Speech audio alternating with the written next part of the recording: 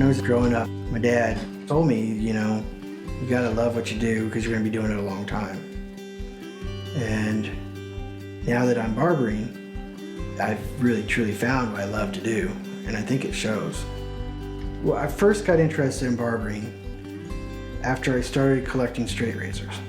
I was a police officer at the time, and I'd come home often stressed, and I found that just taking a little bit of time and shaving the old-fashioned way was something that was relaxing and allowed me to shed some of the stressful times that I often saw.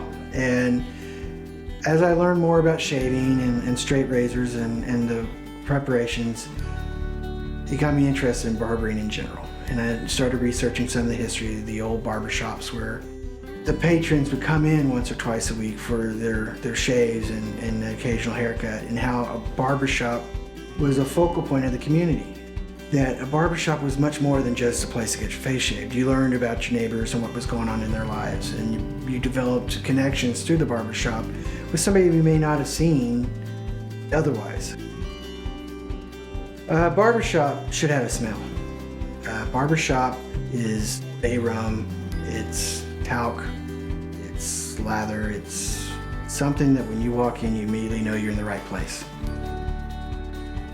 I think a mark of a good barber is the questions he asks you.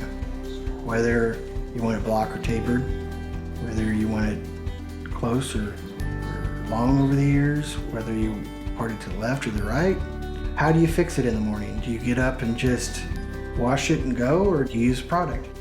If you don't have somebody that knows your routine and knows your head, you're not going to have a good haircut. And by asking those questions, he'll learn those. And then when you come in the next time, you won't have to answer them again because a good barber will remember them. And barbers are kind of like confidants, or kind of like bartenders and priests. You hear everything from the good to the bad, and I've had people laugh so hard that they were crying in my chair, and I've had people that were talking about a grandson that passed that, had the other reaction. So you really become friends with your customers. When my customers leave the shop, I want them to feel like they've just spent 30 minutes with a friend. I want them to feel like they had an opportunity to both listen and talk. I want them to feel like they've had a good, enjoyable experience, and that they look forward to coming back in a month or so and having it again.